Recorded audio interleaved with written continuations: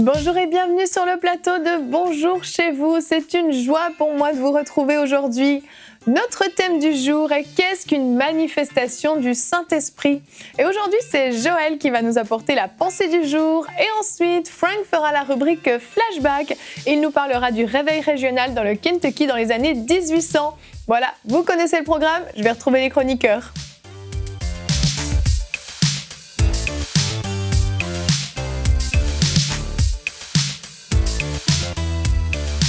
Bonjour à tous. Bonjour. Comment allez-vous aujourd'hui? Ça va. Ça va bien, oui? Oui. Frank, aujourd'hui, tu te déguises en Anne? Ah, oui, il semblerait, oui. Il semblerait, c'est ça? J'avais pas vu ça comme ça. T'avais pas vu ça comme ça? T'as raté ton coup. C'est moins agréable. Ouais. Anne n'est pas avec nous aujourd'hui, mais Frank, c'est toi qui feras la rubrique Flashback et ça va très bien se passer. On a hâte que tu nous racontes. On sait que tu es un champion pour raconter des histoires, donc on n'est pas trop inquiets. Semble. Oui, absolument. Donc aujourd'hui, nous allons parler des manifestations du Saint-Esprit. Frank, je suis sûre que tu aimes ce thème. Oui. Oui. On va expliquer un peu qu'est-ce que les manifestations du Saint-Esprit, comment ça se produit, dans quelles circonstances ça se produit. Donc si vous posez toutes ces questions à la maison, nous vous invitons à rester avec nous et on va en parler dans la pensée du jour.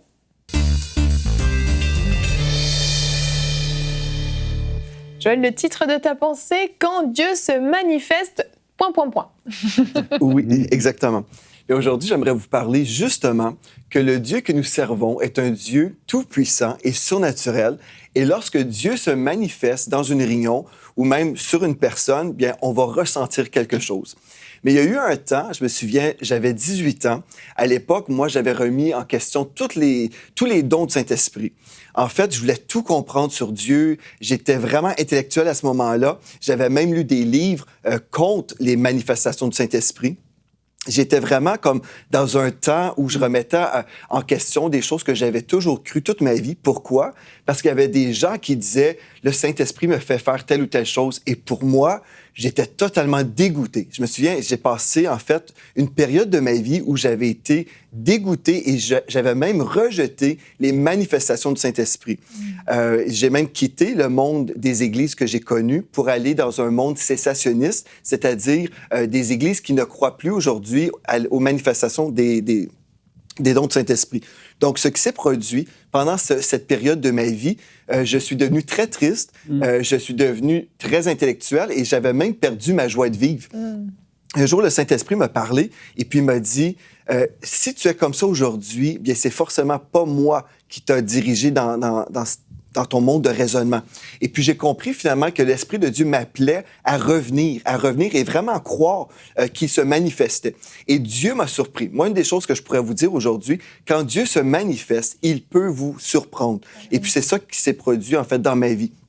J'étais dans une réunion de prière pour la toute première fois que je me retrouvais dans un nouveau ministère en Alberta.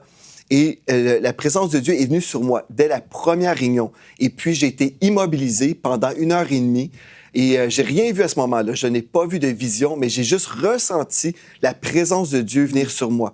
Et j'aimerais juste vous poser la question. Imaginez, si le Créateur de l'univers décide un jour de placer son doigt sur vous, croyez-vous que vous allez ressentir quelque chose? Bien, moi, j'ai ressenti quelque chose et j'étais vraiment surpris. En fait, c'était une réunion de prière où tout se passait vraiment dans l'ordre.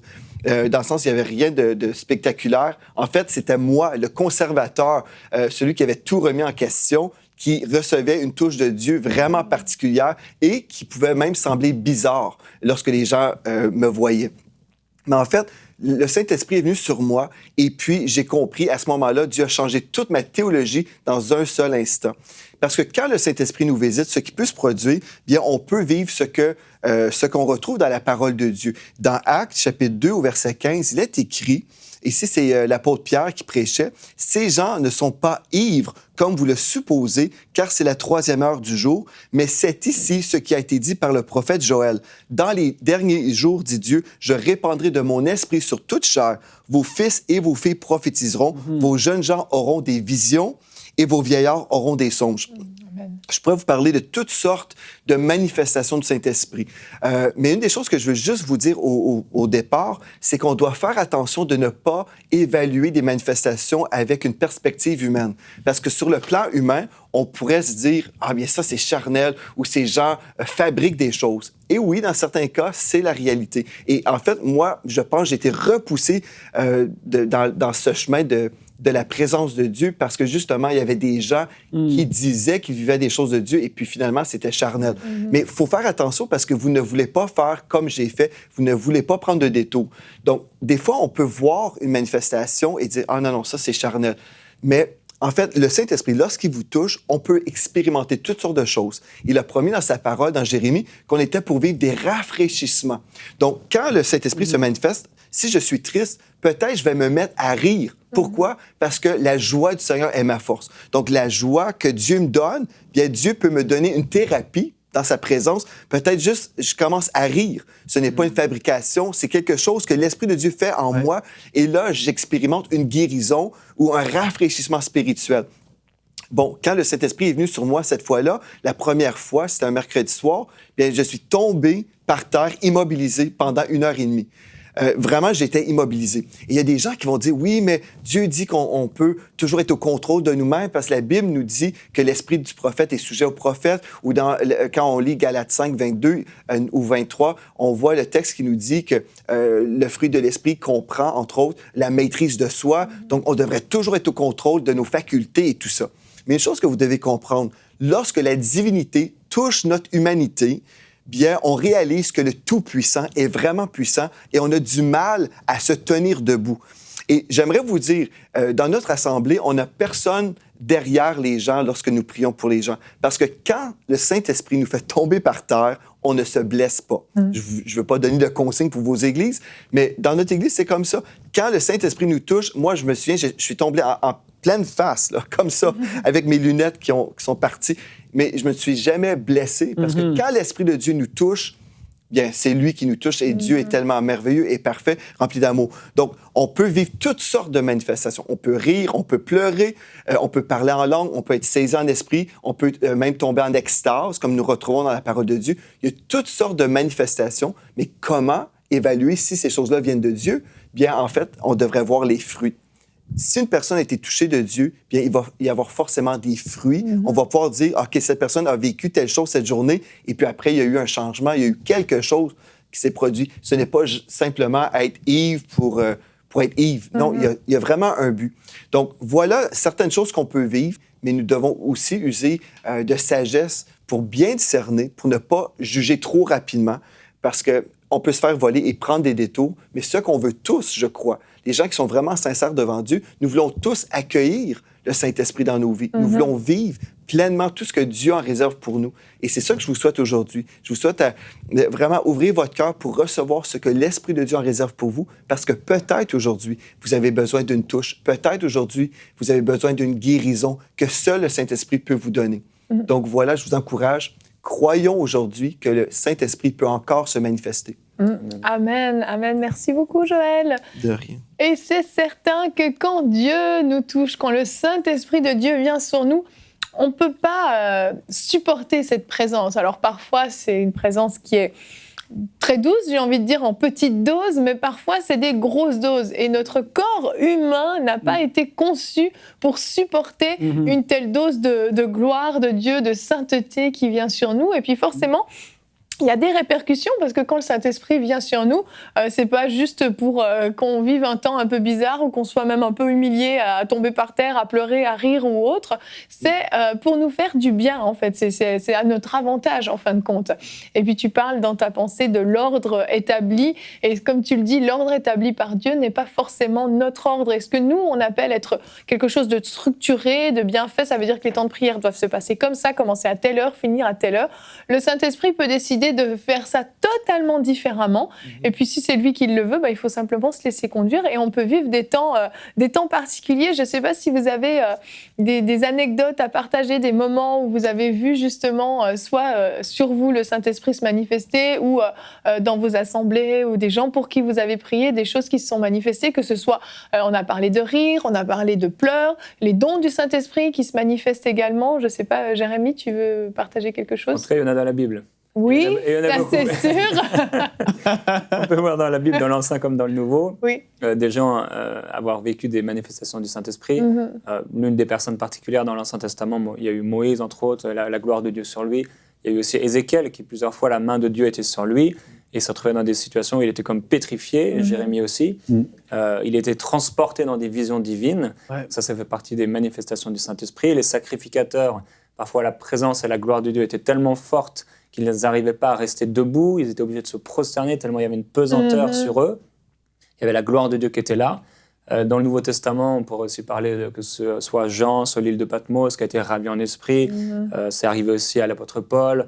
Je ne sais pas s'il était sur son cheval ou quoi, mais quand il a rencontré le Seigneur, en tout cas, il est devenu aveugle pendant 3 jours. C'était une manifestation du Saint-Esprit. Là, à la Pentecôte, on voit qu'il y a une nouvelle manifestation du Saint-Esprit. Ils étaient comme ivres de l'Esprit. Pierre, à un moment, il prêche l'Évangile et les gens sont tout à coup remplis du Saint-Esprit pendant qu'il prêche. C'est venu déranger son ordre, mais là, tout à coup, il y a une manifestation du Saint-Esprit. Il n'avait même pas fini de prêcher. Même pas, ouais. Philippe est transporté surnaturellement, c'est encore là une manifestation du Saint-Esprit. Puissance. Pierre marche sur l'eau. Il y a toutes sortes de manifestations du Saint-Esprit et il faut être ouvert. Il faut être ouvert à ça. Et c'est sûr, oui, moi, j'ai vécu de ces manifestations du Saint-Esprit, certaines qui sont plus marquantes que d'autres. Mais le fruit que j'ai vu, c'est que quand j'ai cherché Dieu et quand j'ai désiré connaître Dieu, on ne cherche pas les manifestations. Elles s'imposent. Elles s'imposent toujours à nous. Oui. C'est jamais « Ok, là, ce matin, Seigneur, tu vas me faire pleurer ou tu vas me faire rire ou tu vas me déplacer en esprit. » C'est toujours Dieu qui a l'initiative de ces choses-là. Par contre, on cherche Dieu, on soupire après Dieu. Et quand on soupire après Dieu, il arrive qu'il vienne. Je crois qu'en fait, il vient. Dieu est l'instigateur, mais il y a des gens, par contre, qui ne vivent jamais rien parce qu'ils ne recherchent jamais Dieu. On peut contribuer à vivre des choses si on cherche Dieu. C'est ça. Ouais. À être ouvert, avoir le cœur ouvert aussi, parce que c'est vrai que certaines personnes, ça peut faire peur.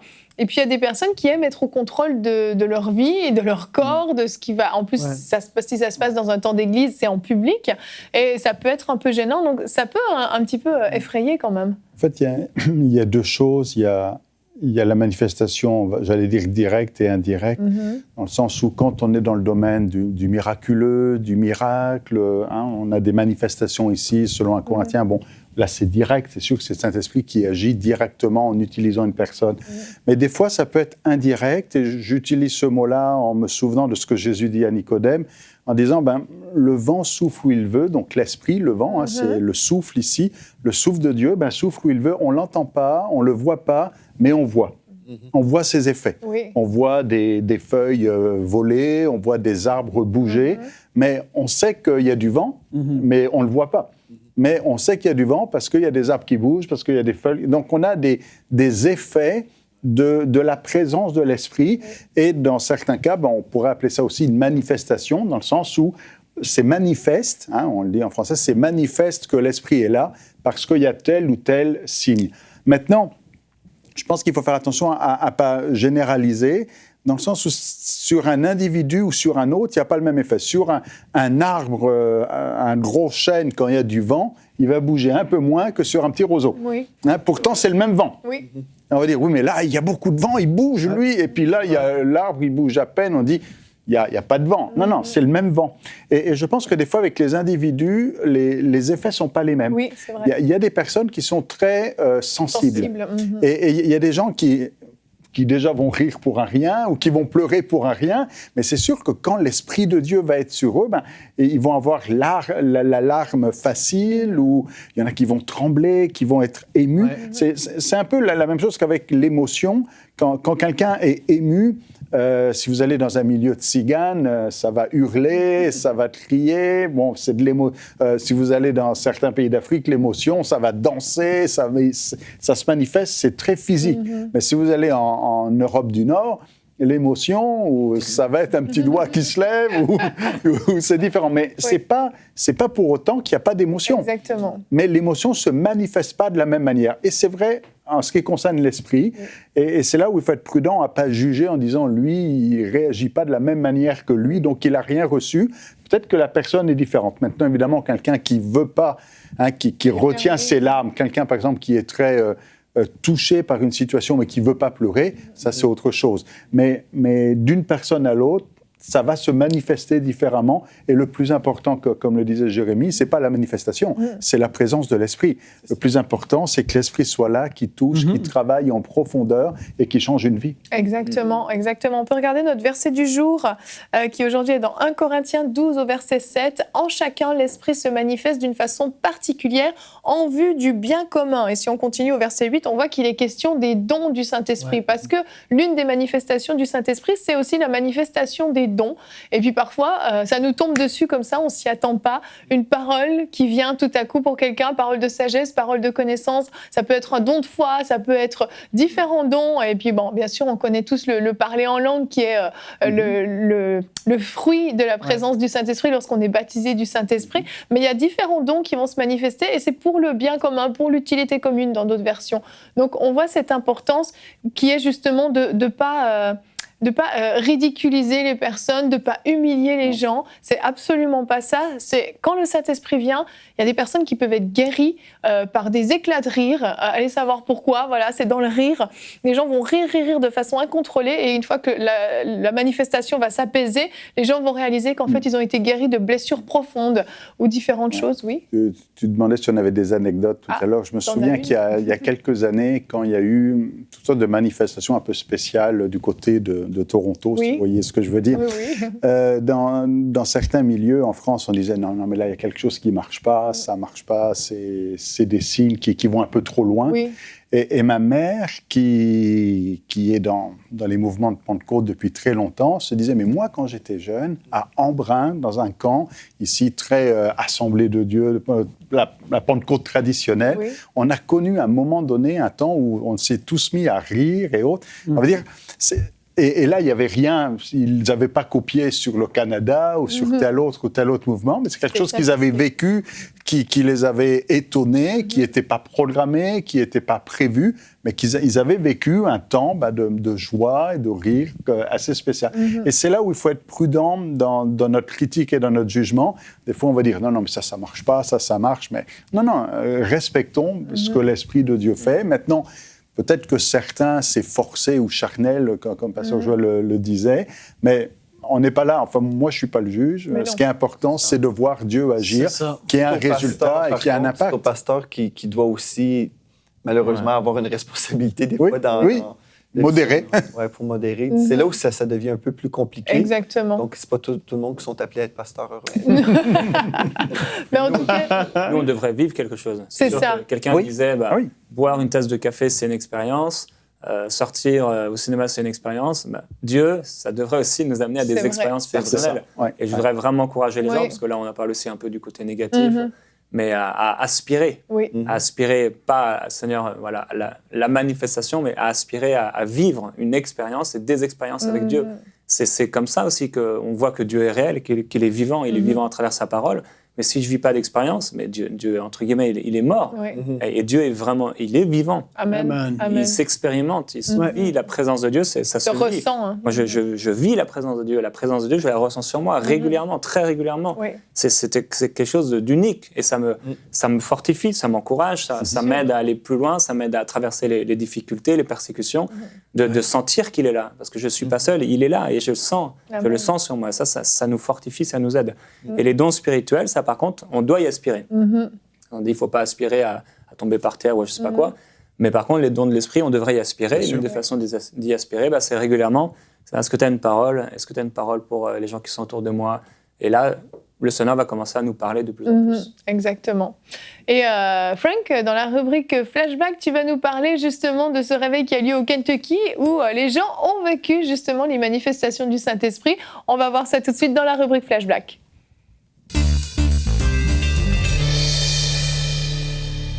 Frank, Frank, alors que s'est-il passé dans ce réveil régional de Kentucky? Quand tu m'as envoyé ton thème, j'ai dit que s'est-il donc passé dans le fin fond du Kentucky? Les gens ils peuvent dire que les réveils viennent dans les grandes villes, mais c'est faux. Parce que dans le passé, on peut afficher la map pour que les gens puissent se situer, parce qu'il y en a qui la carte, la map, moi je m'enlève. La carte, et on voit là le Kentucky en dessous, à côté de la Virginia, la Virginie aux États-Unis. Et là, on recule, c'est la carte des États-Unis de 1800. Donc, on voit où est-ce que c'est pour que les gens puissent se visualiser. Et puis, évidemment, les États-Unis étaient après vraiment... C'était dans le temps d'établissement des États-Unis. On peut voir tout le côté ouest qui était encore pas développé comme l'Est. Oui. Puis, la population, à cette époque-là, c'était à peu près 5 millions de personnes dans tous les États-Unis. OK. Wow. OK, donc c'est pas beaucoup. Non, c'est pas beaucoup. Et puis, tu recules, il y a juste 30 ou 40 ans avant, c'était encore à 2 millions. Ça l'a comme, en 20-30 ans, ça l'a beaucoup avancé. Et puis là, on est à 5 millions de population approximativement.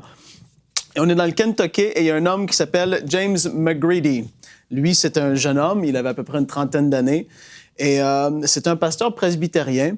Et ça, justement, il y a tous les... ça existe encore, hein, sur la photo. Non, c'est pas lui. Là, on s'est trompé. Lui, c'est John McGee. On va le voir un petit peu plus loin. Mais là, lui, John, le frère John, était plus vieux. Mais James, on n'a pas de photo de lui, mais c'était un jeune pasteur presbytérien. Et il était pasteur dans 3 des petites églises. Il y avait une à Gasper, à Red et à Muddy River. C'était tous des petits villages tout près des rivières, comme le nom le dit, Gasper, Red et Muddy River. Puis en 1796, il a commencé à encourager les gens de son église à jeûner à chaque 3e samedi du mois, du lever du soleil jusqu'au coucher du soleil, à jeûner et à prier pour le réveil, et à prier tous les autres samedis, juste prier avec ferveur, parce qu'il avait entendu parler d'un réveil qui s'était passé dans l'État du Virginie à côté, un puissant réveil qui avait eu lieu, et ça l'avait vraiment, si je peux dire, piquer sa curiosité. Il y avait vraiment eu une soif qui s'était développée par rapport au réveil. Il avait commencé à étudier ça, c'est quoi vraiment le réveil et tout. Et puis, donc, il est devenu qu'à avoir une soif pour voir plus de Dieu. Parce que là, qu'est-ce qu'il faisait dans ces 3 petites églises? Il se passait pas grand-chose. Puis bon, ça devient que c'est de la religion, et surtout à cette époque-là, c'était la colonisation. Les gens étaient sur leurs fermes, les gens habitaient loin l'un de l'autre, les gens se réunissaient, c'était des petites églises, c'était pas des églises de 500 personnes, 1000 personnes, c'était des toutes petites églises. Et puis, ils ont commencé à jeûner, à prier. Et puis, qu'est-ce qui s'est passé? C'est pendant un été qu'il avait commencé à faire ça. Lui, il l'a dit comme ça, il a dit « J'ai commencé à avoir beaucoup de fruits ». Puis là, tu peux te dire « Wow, qu'est-ce qui s'est passé? » Bien, durant tout l'été, il y a à peu près 10 personnes qui se sont données au Seigneur. Donc, pour lui, c'était beaucoup de fruits. Et pour beaucoup d'églises locales, un été, ce serait beaucoup de fruits. Oui. Donc, c'est ça, il a vu 10 personnes se donner au Seigneur, et là, ça l'a encouragé. Mais vraiment, ça l'a encouragé. Et puis, vu que les gens habitaient vraiment loin l'un de l'autre, ils ne prenaient pas souvent la Sainte Seine ensemble. Et donc, il s'est dit, on va commencer. Il s'est dit, moi, je suis pasteur sur 3 églises locales. On va se rassembler une fois par année, et on va prendre la Sainte Seine ensemble. Sur une fin de semaine, on va faire une petite série de réunions. Donc, qu'est-ce qu'il a fait? Il a commencé à faire ça, puis il a réuni 4 amis avec lui. Et puis, c'était pas juste des presbytériens. Il y en avait un, c'était un méthodiste à l'époque, justement, qui se promenait sur son cheval un peu partout. Puis, avec lui, il y avait James McGrady, qui était l'initiateur de ça. Il y avait William Hodge, il y avait après ça John et William McGee, c'était 2 frères ensemble. Donc, en tout, ils étaient 5 prêcheurs. Puis là, qu'est-ce qu'ils ont commencé à faire? Ils se sont dit, on va faire cette première réunion-là, et ça s'est passé le premier week-end de ces petites conférences-là. Ils ont dit, on va faire ça le 21 au 23 juin de l'année 1800. Donc là, ils se rassemblent ensemble, et puis qu'est-ce qui se passe? Là, on va arriver au thème de la journée des manifestations du Saint-Esprit. Il y a un des frères, donc le vendredi et le samedi, il ne se passe pas grand-chose. Et puis là, c'était des réunions comme les autres, si on veut, et puis ils s'alternaient. Il y en avait un qui prêchait le matin, l'autre l'après-midi, l'autre le soir. Et puis là, William Hodge prêche un message, et puis là, il y a une femme qui est dans l'assistance, pour X raison, elle se lève en criant, elle se met à crier, à danser, et puis c'était pas des gens comme ça, pas du tout. Et là, il était un peu comme, wow, là, il finit son message, en tout cas, puis la femme, elle s'était mise à crier dans la salle. Et puis, qu'est-ce qui est arrivé? Il y a eu un petit temps de pause, si on veut. Puis après ça, en après-midi, c'était John McGee, qu'on peut montrer la photo maintenant. John McGee, qui était rendu un peu plus âgé. Ça, c'est lui. C'était son temps à prêcher. Donc là, il s'est dit, mais en tout cas, qu'est-ce qui peut arriver en après-midi? Il ne savait pas trop. La dame, elle s'était mise à crier, à danser parce qu'elle avait reçu l'assurance de son salut. Oh, wow. Et ça, tu te dis, c'est puissant. Elle avait témoigné comme ça. Et là, lui, c'était son tour à prêcher. Donc, ils étaient tous assis sur l'estrade en avant dans une petite église, comme je dis. Et il se lève et avant de prêcher, il chante un petit chant. Et le chant, je l'ai traduit en français. Il a juste dit « Viens, Saint-Esprit, colombe du ciel, avec ta toute puissance fortifiante, allume une flamme d'amour sacré dans chacun de nos cœurs glacés. » Et là, il a dit ça. Quand il a dit ça, il y a une dame qui s'est levée, elle s'est mise à crier. Et là, il a fait « Wow! » Il dit « D'après moi, elle a reçu l'assurance de son salut. » Donc là, il descend les escaliers de l'estrade. Et du moment qu'il est arrivé proche de la foule, il y a des gens qui ont commencé à tomber dans la salle. Les gens, ils n'avaient jamais vu ça. Là, les prédicateurs, les 5 amis ensemble, ils se regardaient sur l'estrade comme c'est quoi qui se passe. Il y en a qui commencent à crier, puis ils commençaient à se repentir et à confesser vraiment leurs péchés. Là, tu voyais qu'il y avait un move de l'esprit. Là, le frère John McGee qu'on voit sur la photo, il savait plus trop quoi faire, donc il s'est retourné de bord vers ses amis. Il a vu son frère William qui s'est levé sur l'estrade pour aller comme prendre la parole. En marchant, pouf, il est tombé au sol. Et là, il s'est dit, mais là, qu'est-ce qui se passe? Il dit, je vais retourner vers l'estrade. En marchant, il a commencé à lutter parce que la présence de Dieu était devenue tellement lourde qu'il luttait contre ce qui se passait. Et il s'est rendu à l'estrade. Les amis ensemble sont parlés, on dit là, il se passe quelque chose et c'est Dieu. On laisse ça aller. Il n'avait jamais vu ça. Jamais. T'es dans le fond du bois, dans le Kentucky, en 1800, là. Il n'y a pas d'Internet, il n'y a pas de manifestation que tu as pu voir dans des vidéos. C'est de l'authentique. Et il y avait une soif pour Dieu. Et donc là, qu'est-ce qui se passe? Ben, c'est ça, les gens commençaient à crier. Il y en avait qui commençaient à vraiment, comme j'ai dit, à confesser leurs péchés, tout ça. Et puis, John McGee avait écrit de sa main, après, qu'est-ce qu'il avait vécu. Il a dit, « En me tournant, j'étais près de m'écrouler. La puissance de Dieu était forte sur moi. J'ai par la suite perdu toute crainte de l'homme. » Et ça, c'est une des manifestations, c'est une des accompagnements du Saint-Esprit. Quand tu vois ça, tu te fous de ce que les gens pensent de toi. Il a dit, j'ai perdu toute crainte de l'homme. J'ai commencé à me promener dans la salle en criant et en exhortant avec tant d'énergie. Le sol fut bientôt couvert par les gens qui furent visités par l'Esprit. Et là, lui-même, il y avait une espèce de retenue. Et là, c'est comme j'ai dit, moi, je lis la version, ben, j'ai comme traduit. Mais il se promenait dans les lieux et il louait le Seigneur d'une façon qu'il n'avait jamais fait ça. Jamais il avait expérimenté ça. Et tu dis, là, ça commençait à bouger. Les amis se sont dit, bon, on va faire pareil.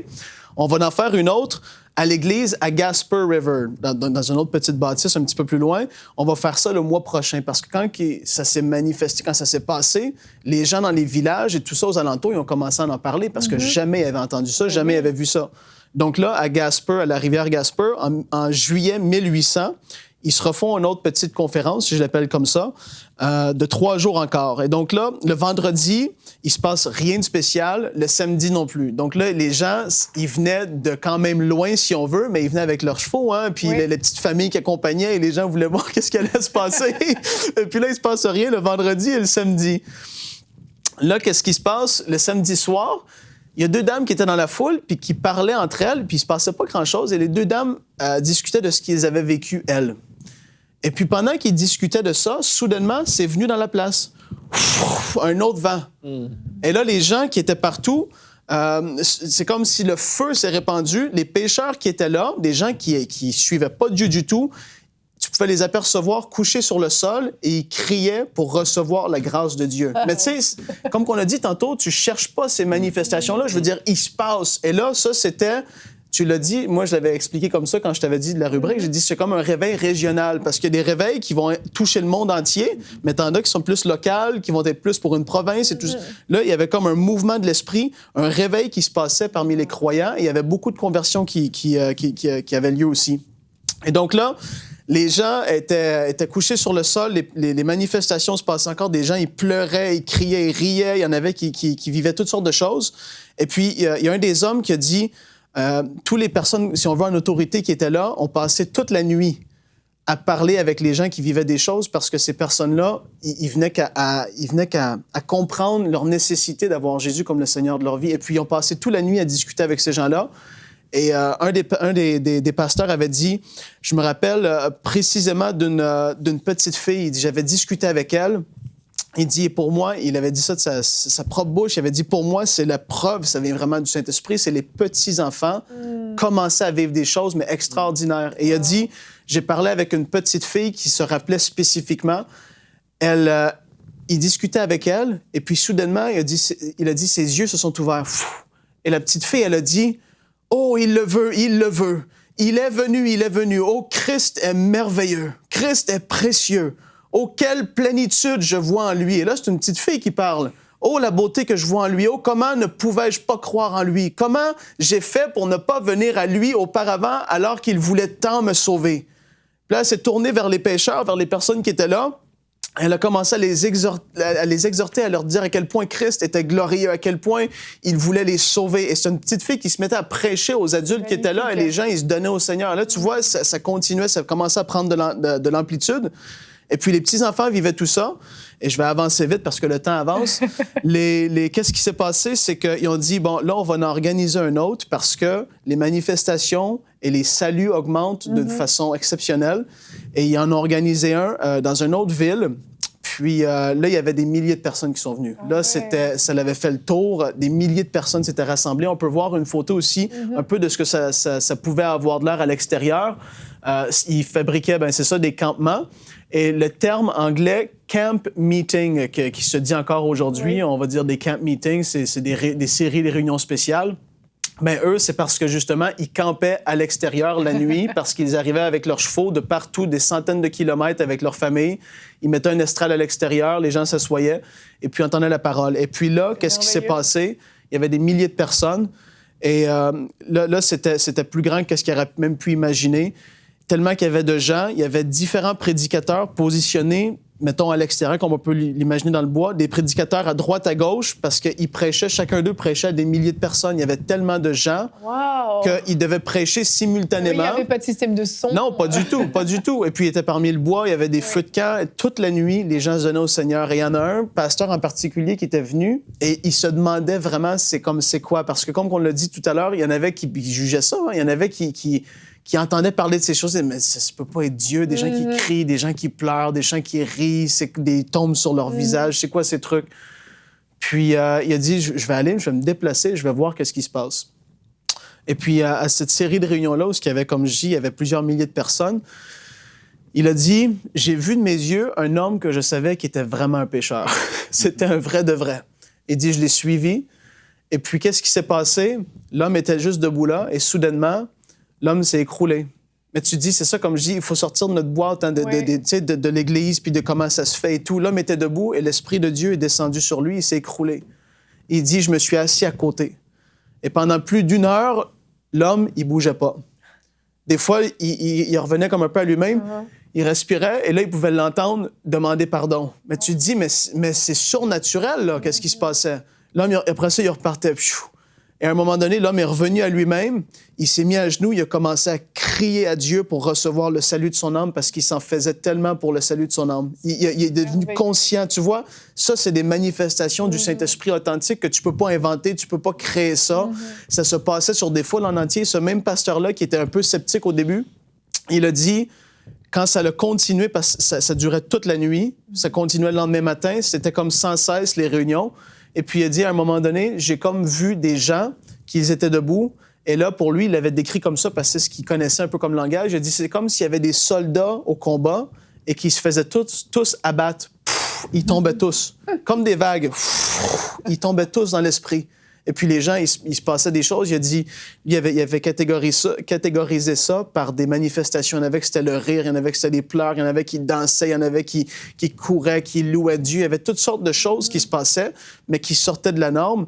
Et puis, ça, c'était le réveil régional, comme j'ai dit, du Kentucky. Qu'est-ce qui s'était passé? Il y a eu un grand fruit par la suite. Et puis, c'était des pasteurs, il y avait des gens de toutes sortes de dénominations qui se joignaient ensemble. Et puis, le Saint-Esprit se manifestait, mais vraiment fortement. Et ça, quand tu regardes, tu te dis, wow, c'est glorieux, c'est merveilleux. Et le Saint-Esprit, il est le même. Dieu ne change pas. Il veut encore faire ces choses-là. Puis, il a dit, à la fin des temps, il allait répandre son esprit sur toute chair. Oui. Et je crois qu'il faut vraiment s'ouvrir, comme on l'a dit, à toutes sortes de choses qui peuvent se passer parce qu'on est dans la fin des temps Et Dieu veut apporter un mouvement de réveil qui va bousculer beaucoup de mentalités et de théologie. Il va se passer beaucoup de choses qui vont déstabiliser beaucoup de personnes, mais l'important, c'est de pouvoir entrer vraiment dans la vague de l'Esprit. Dans ce que le Saint-Esprit est à faire actuellement, il faut être vraiment dans sa vague, puis pour voir le plus grand nombre de personnes venir au Seigneur, c'est tellement important. Fait que ça, c'est un peu, Evelyne, qu'est-ce qui s'était passé dans le réveil du Kentucky? Ça a commencé dans une toute petite église dans le fond du bois, et puis ça l'a grandi, et les gens des États, des alentours, ils venaient, ils se joignaient, puis ça a continué comme ça pendant plusieurs années. Ils faisaient ça, des réunions spéciales où ils prenaient la Sainte Seine ensemble, mais où est-ce que les manifestations se passaient. Et en 1801, ça a continué encore plus fortement. On va peut-être en parler une autre fois, mais c'est comme ça que ça a commencé, en tout cas, pour ces temps-là. Fait que les manifestations sont vraies, sont pour aujourd'hui. Et puis, il y a des choses qui peuvent nous déranger, mais c'est le Saint-Esprit qui agit, puis on ne peut pas tout comprendre, mais ça porte son fruit, vraiment. Merci, Frank. C'est extraordinaire, quand même, d'entendre ça. Ça donne envie de le vivre. Ouais. Et quand je t'écoutais, je me disais, vraiment, la plus belle manifestation du Saint-Esprit, c'est vraiment quand un pécheur, en fait, a une conviction de péché. C'est vraiment la plus belle des manifestations. C'est sûr que les guérisons, tout ça, c'est extraordinaire. Mais quand un pécheur expérimente cette conviction de péché et réalise à quel point il a besoin d'être sauvé, cette urgence qui s'installe dans son cœur, c'est l'une des manifestations les plus belles. Et puis, j'aimerais vraiment qu'on puisse prier pour des gens qui sont à la maison. Jérémy, si tu veux bien prier pour les téléspectateurs, pour qu'ils puissent expérimenter des manifestations du Saint-Esprit chez eux. Le Saint-Esprit, c'est exactement de quoi ils ont besoin, peu importe comment il va les toucher, mais que le Saint-Esprit les touche et vienne faire son œuvre dans leur vie. Oui, Père, on te remercie pour ta présence et parce que tu es un Dieu vivant. Toutes ces idoles qui sont construites par l'homme ne peuvent rien faire. Tu déclares dans ta parole qu'elles ont des yeux, mais elles ne voient pas, des oreilles, elles n'entendent pas, des pieds, mais elles ne marchent pas. Toi, tu es un Dieu qui te manifeste. Tu as toujours désiré te manifester. Tu as déclaré même dans ta parole que celui qui te cherchera, tu te manifesteras à lui. Et Seigneur, je te remercie pour chacune de nos vies parce que tu t'es manifesté dans nos vies personnelles. Je te remercie pour tes manifestations dans ma propre vie. Et Père, c'est ma prière et c'est notre prière aujourd'hui. Que ceux qui écoutent puissent vivre, expérimenter ta présence et être transformés.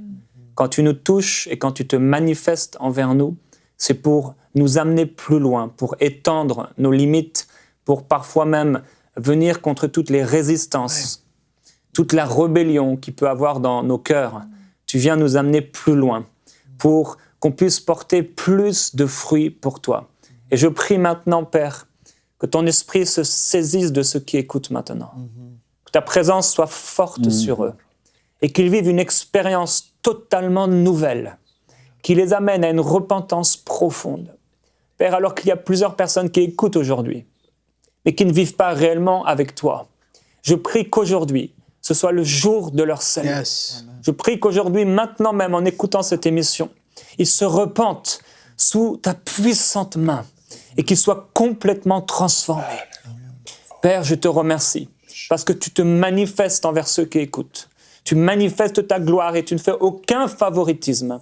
Tu as dit que tu ne mettrais personne à l'écart, mais que tous ceux qui te chercheraient de tout leur cœur, tu te laisserais trouver par eux. Je te remercie, Saint-Esprit. Nous t'accueillons, nous t'invitons à te manifester dans les maisons, dans la vie, dans l'esprit, dans les pensées, dans le corps de tous ceux qui écoutent maintenant. Je te glorifie de ton action, Seigneur. Amen. Amen. Amen. Merci Saint-Esprit. Gloire à Dieu. À la maison, j'espère que vous avez ressenti la présence de Dieu, la présence de son Esprit qui est venu sur vous. C'est possible, vous pouvez l'expérimenter, vous pouvez le vivre. C'est pas réservé juste à des temps de réveil ou autre. Tu voulais prendre Je voudrais juste te dire que quand le Saint-Esprit commence à se manifester, l'une des choses qu'il faut faire, c'est se laisser faire et prendre le temps aussi. Il ne faut pas tout de suite passer à autre chose. Certaines personnes, elles commencent à ressentir quelque chose. Ça vient tout doucement des fois, mais juste laisser, parce que c'est ça souvent, on se laisse baigner et transporter dans la présence du Saint-Esprit. Il faut laisser vraiment le temps au Saint-Esprit d'agir en nous. Exactement, ne pas couper tout de suite, ne pas partir sur autre chose, continuer, rester dans la présence de Dieu, continuer à prier à la maison, laissez le Saint-Esprit venir vous toucher. Vous avez accès à cette présence extraordinaire parce que vous avez été appelé enfant de Dieu, vous avez accès au trône de Dieu, vous avez accès à être baptisé du Saint-Esprit, à être rempli du Saint-Esprit. C'est notre privilège qu'on a en tant qu'enfant de Dieu, donc ne passez pas à côté de ce privilège extraordinaire et recevez ce que Dieu a en réserve pour vous. Nous allons nous retrouver demain. Demain, nous parlerons du changement. Es-tu prêt à changer? Et nous aurons notre rubrique Pasteur, j'ai une question et culture et médias avec notre invité, le pasteur Donato Anzalone. Voilà, soyez bénis. Bonjour chez vous.